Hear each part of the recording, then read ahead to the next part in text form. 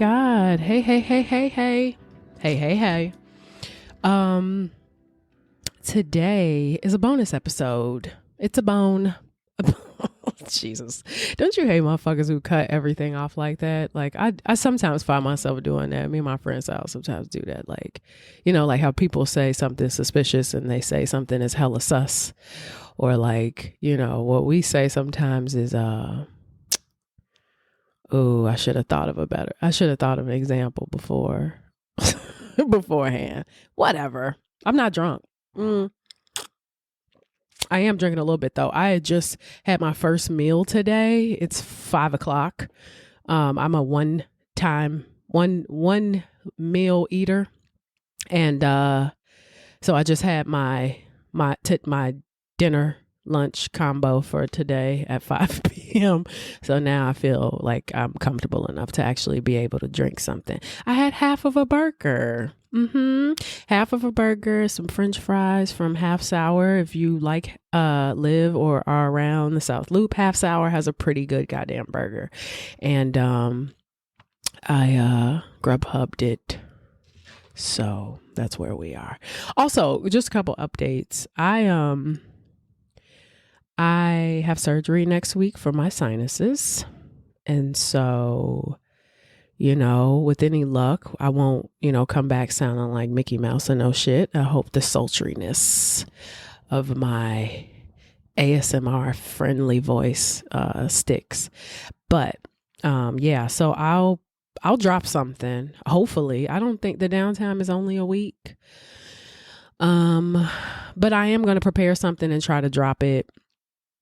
I may have to just try to do it in a weekend, just to have it ready, and then I don't know. I don't know what this is going to look like. So I'm kind of just like not trying to,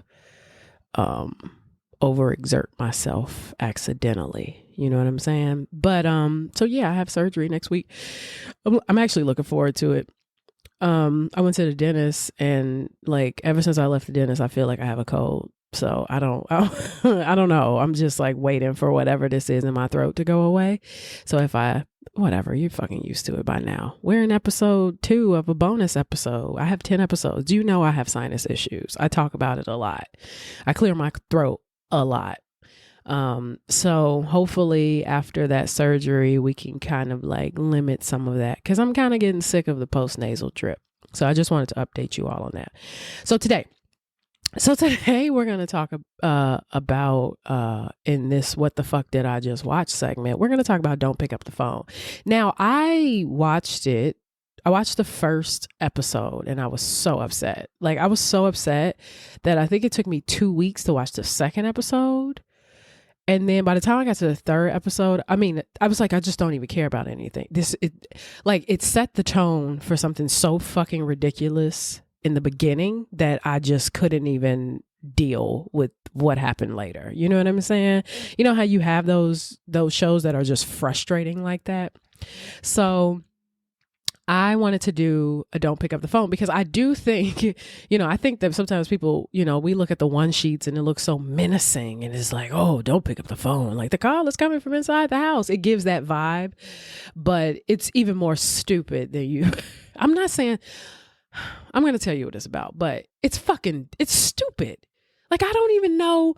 I'm getting upset already. Like, my ears are hot. Like, I'm getting mad because it's infuriating that this happened, and that, and I don't want it to, and again, just for those who didn't listen to Aku Yadav, which was my first bonus episode, What the Fuck Did I Just Watch? I just kind of give you like a little glimpse into the documentary. I'm not going to spoil it.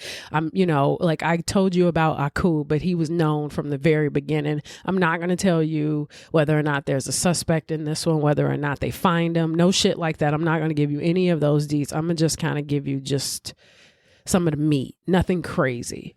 So I don't want you listening to this thinking that it's going to be thorough, because it's not. This is meant to be like mad short on the in-between weeks. Okay. All right. Thank you. Now, Don't Pick Up the Phone. Now, it's a documentary series on Netflix. There are 3 episodes, and it's about the strip search scams that happened at fast food joints over about 30 states in over a 10-year period. So basically, how the scam worked was that a call would come through to a restaurant like a McDonald's or Burger King or Taco Bell, typically fast food joints. A call would come through for a theft.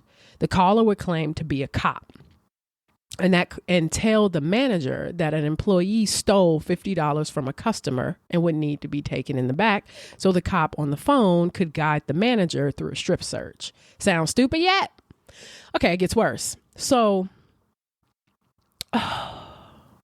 don't get mad. I'm going to take a sip. Hold on.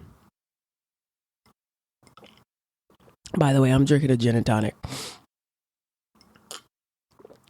You can drink whatever you want. I don't make cocktails for this. So one day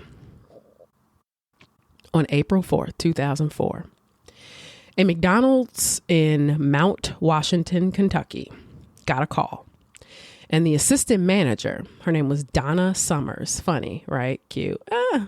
Donna Summers was told by the person on the phone that he was a police officer. His name was Officer Scott. So Officer Scott tells her that they're looking for a young woman with blonde hair because she stole some shit. They're like, look, you have a person here that we need to talk to. Now, Donna believed it and she followed orders. So she pulled the person that she felt was closest to that description, which was an 18-year-old girl by the name of Louise Ogborn. She was an employee at the restaurant and she matched that description. So she's like, okay, you need to go to the back. Officer Scott told the girl that she had to be searched. And she had to be searched in the restaurant because no officers were available to do one in person. And it was such a small matter that they could just do it over the phone. So she was ordered to remove her clothes. Now, Donna Summers, who's an assistant manager, took her clothes, put them in a bag, and took them to her car. Now, not Donna's car, from what I could tell, Louise's car. As instructed. This is what she was instructed to do by this police officer. Ogborn then put Louise, the girl, she puts on an apron because she's naked. So she's trying to cover herself. She puts on an apron. Then another assistant manager is also in to assist the search. Eventually, after about an hour, the manager leaves and Donna left to go back to work because she's like, I can't stay here all fucking night. I got shit to do. So the caller told Donna to bring in someone she could trust to assist in the investigation. Now, mind you, the biggest issue is the fact that in a couple of these cases, it was like the crime was like a customer said that that this girl or whomever stole $50, right? And to me, those are not big. Those aren't big. Those aren't big crimes. One would not order a strip search for that. Typically, you get pulled to, I don't know. I was never accused of stealing. I'm just assuming that typically you would get called to the back, the manager's office, and they would ask you if, you know about the situation, if you were waiting that table or if you were working with that customer or whatever, to kind of numb the fact that they're about to ask you whether or not you're stealing. Now, as far as I know, strip searches aren't typically ordered for such crimes. Typically, people ask you to pull your pants pockets inside out. They check your back pockets. They may check your shoe. They want you to take your socks off. Even if they want to take your clothes off, I think that it would be more down to the skivvies. It wouldn't necessarily be asshole naked. This girl was stripped to no clothes. So, this is so upsetting.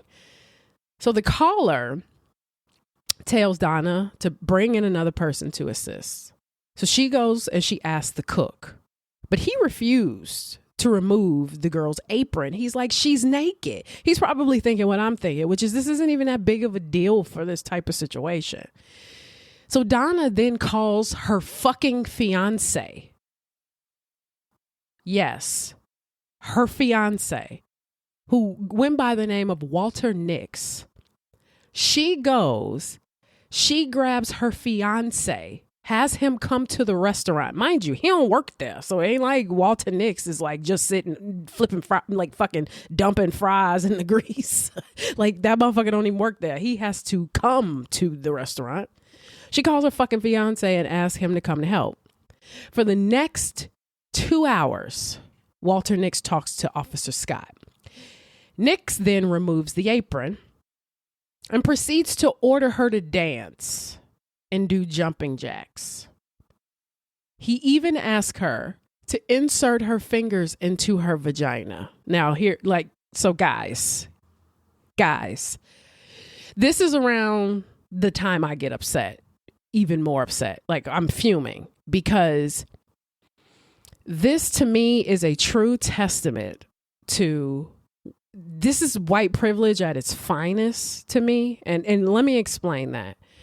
What I mean by that is, as Black people, as brown people in America, we're so well versed with policy as far as like how to interact with the police. We may not all the time know what our rights are, but what we do know is we know what police should and shouldn't be asking us to do, right?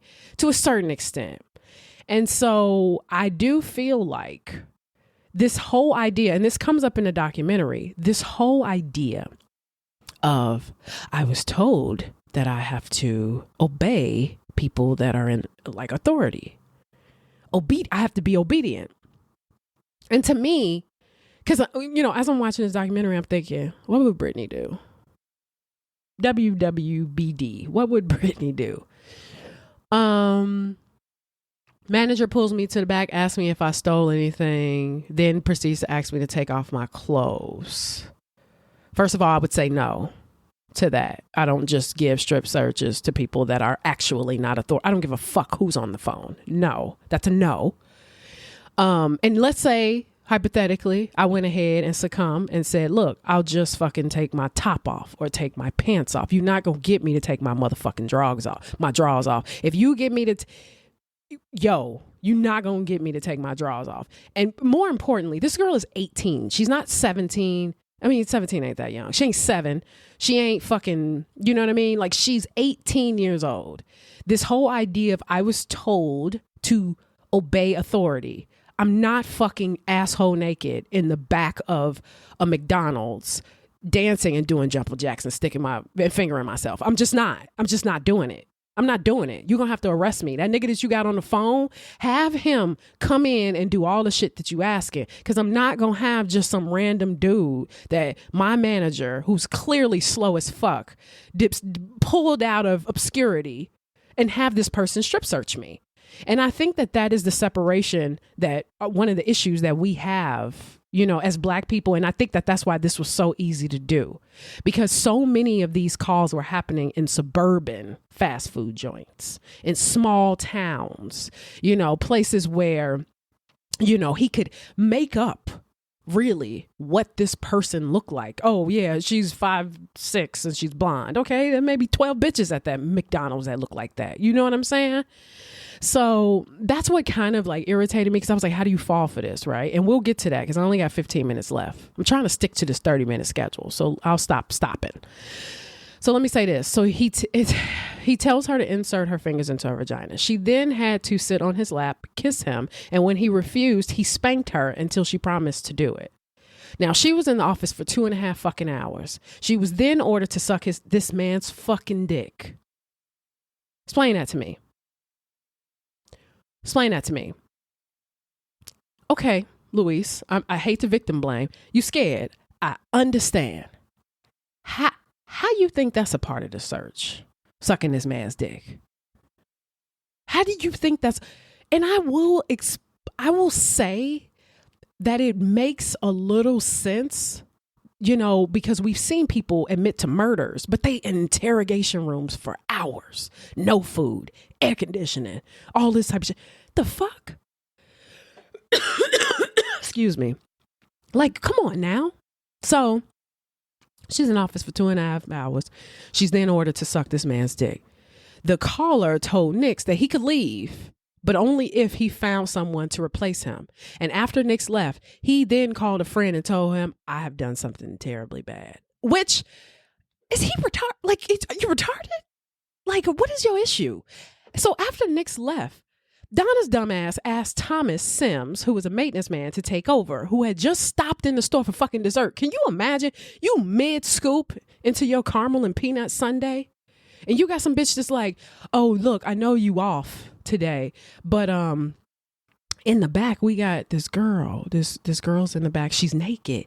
And there's a police officer on the phone. He has us doing a strip search. And I got my fiance in there. He's doing the strip search now. But I got to stay on fries. I got to work the line. I got to work the drive-through. And so what I need you to do is stop eating your sundae. And I need you to go in the back. And I need you to take over. Sims refused. He was like, hell, does hell go with no? He was like, absolutely not.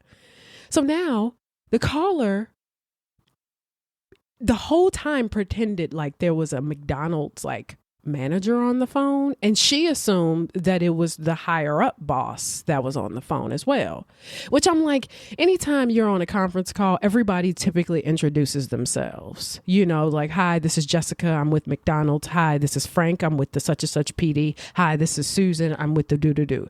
That's usually how that goes. You don't have people just like secretly listening in the back in a situation like this, even though this situation is made up.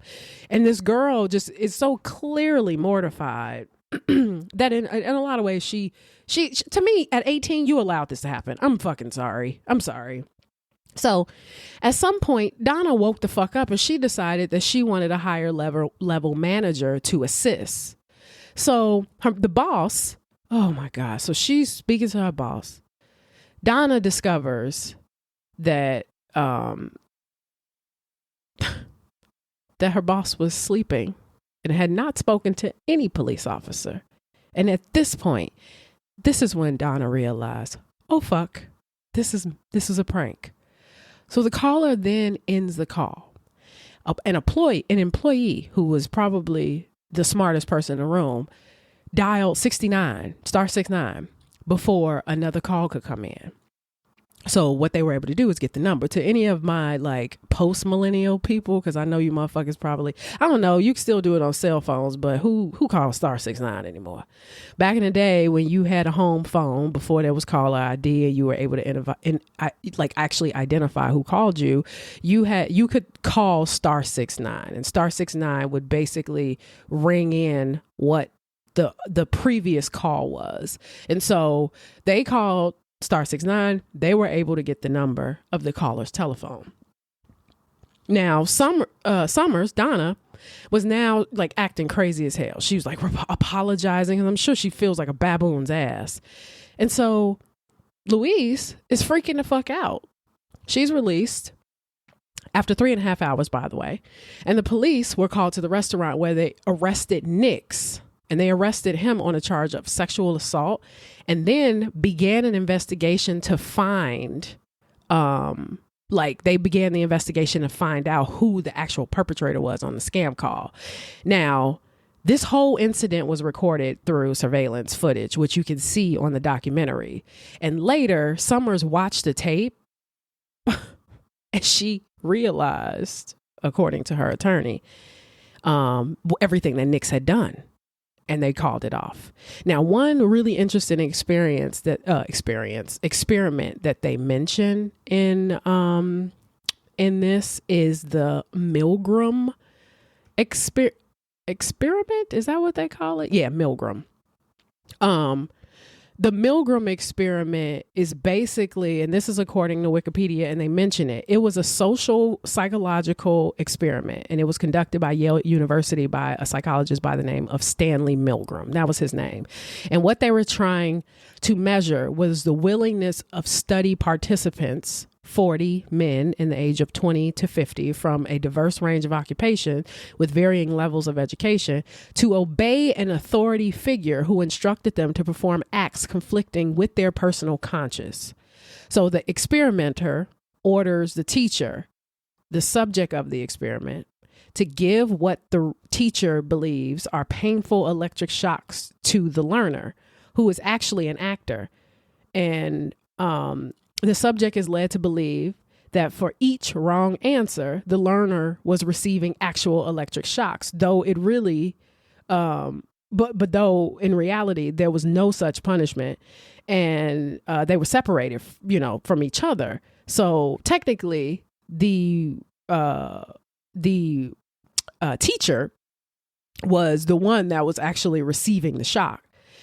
And what they realized is that these people, they found out unexpectedly that there was a high proportion of subjects that would fully obey the instruction, with every participant going up to 300 volts and 65% going up to only 450, going up to a full 450 volts. So Milgram first described the research in his 1963 article. And these experiments happened in 1961. So there's the experimenter, the teacher, and the learner. And so with this experiment, they realized that these participants were those who were being led to believe that they were assisting in the experiment. I'm sorry, Jesus. These fake electric shocks that gradually increased, that blah, blah, blah, blah, that were fatal, woo, woo. And then the ones that were real, people were just fucking doing because they were told to do it.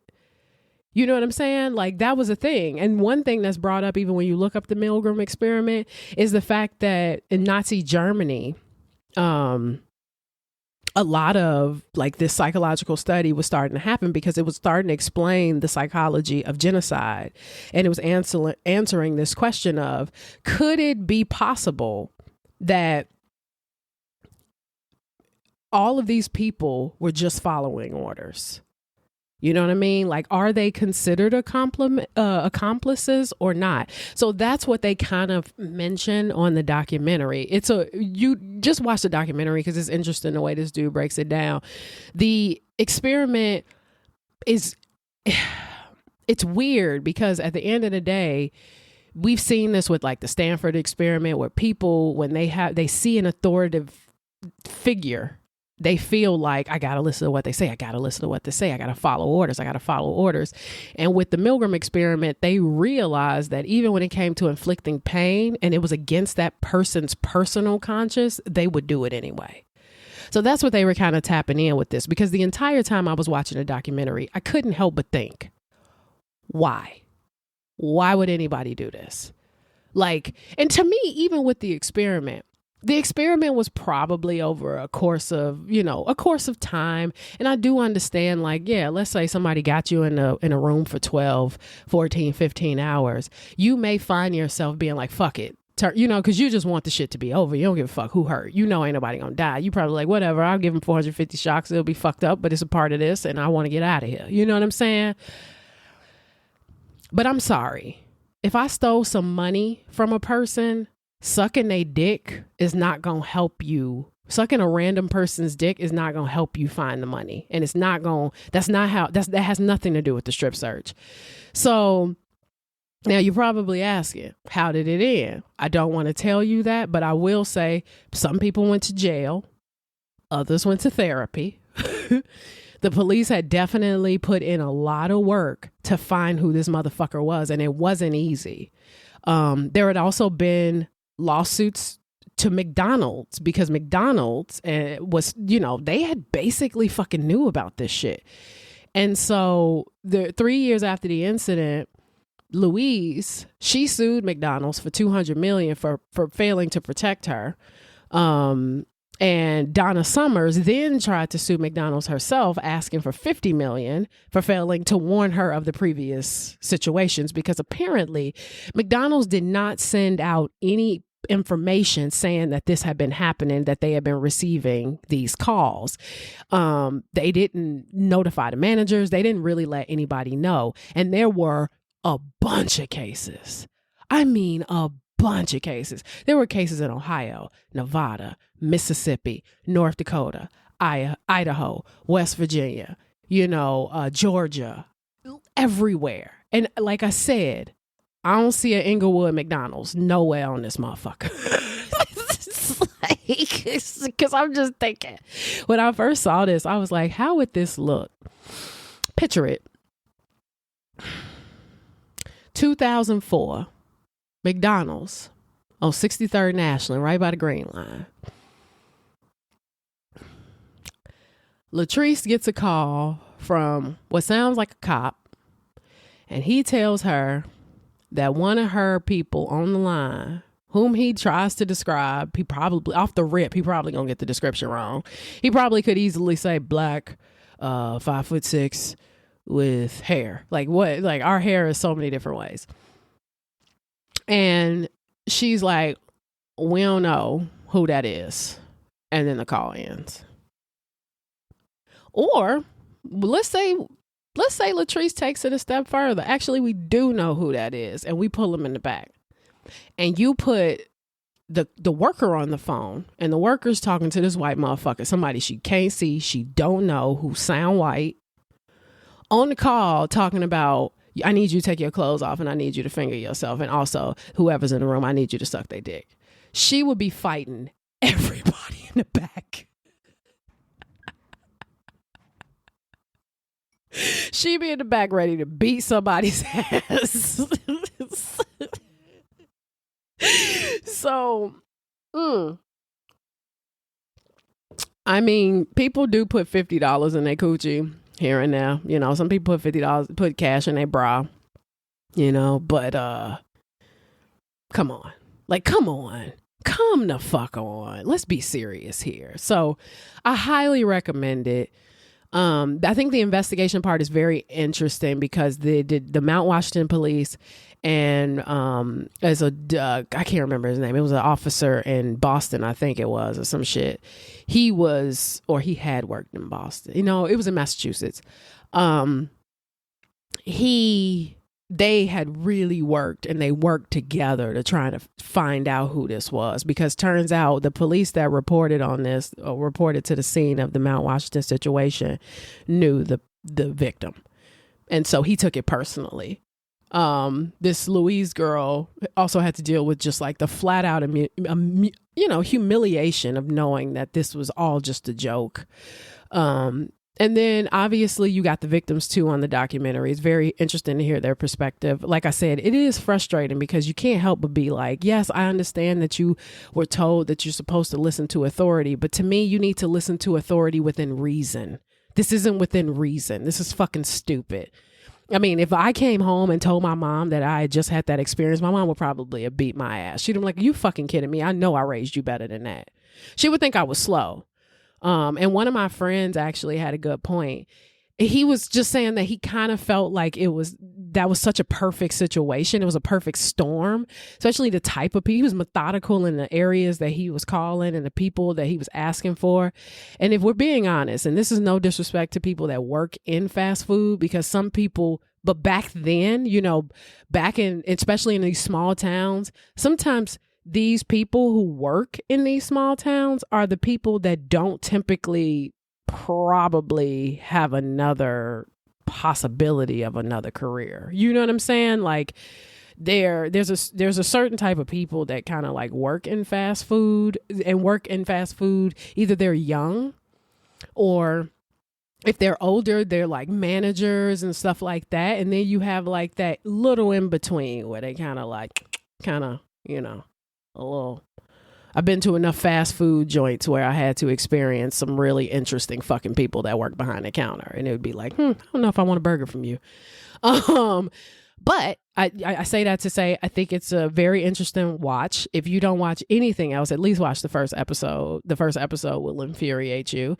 The second episode is more so about the investigative part. And the third episode is about like them finding who did this, finally finding who did this, and also just dealing with all the legality, all the legal shit regarding the McDonald's situation, because McDonald's is a very big part of this as well. Even though it happened at many places. It happened at Wendy's, it happened at Blockbuster, it happened, at a bunch of places, but it seems like it happened a lot at McDonald's. And then two, the fact that they were so quiet about it. And this particular incident with Louise Ogborn is the one that was kind of the one that spearheaded the investigation from the very beginning. So I recommend you check that out. And I hope you all are ready for next week's episode. I'm actually really excited to do next week's episode. I really actually got to figure, I want you all to comment if you can, or send me a text if you know me. Most of you know me. Or just hit me up on instant message, instant message, my nigga, what? I'm old. On direct message. DM me is what the kids say. Hit me up there because I'm interested to hear your perspective about this person that I'm going to do next week. I'm actually pretty excited about that. And I wonder how many people know about it. So, I hope you enjoyed this bonus episode, and definitely, if you have a moment this weekend, it's Super Bowl weekend, you probably won't, but if you're chilling, just play it. It's all in English. So just play it and listen to it. I think it's definitely worth one viewing, because that's probably all you can handle anyway. So, all right, y'all, I will see you next week. And I thank you so much. And I appreciate all of you that are chiming in. I'm getting downloads all the time, which is kind of wild to me. At first I thought, my numbers are going up because I'm always listening to my podcast. But there's sometimes where I'm like, who the fuck is listening to this shit? So I'm still kind of amazed at how many people are hearing my voice and me stammer and stutter and get shit wrong and like be drunk. So I respect it. And I thank you again. You don't even understand. This has turned into like a therapy thing, and I love doing it. And, and I love looking at and diving into these stories that you all don't fuck with or do fuck with or whatever. Like, I just love bringing y'all weird shit. So I'm going to try to continue to do it. All right. I will see you for your full episode next week. All right, y'all. Peace out. Bye.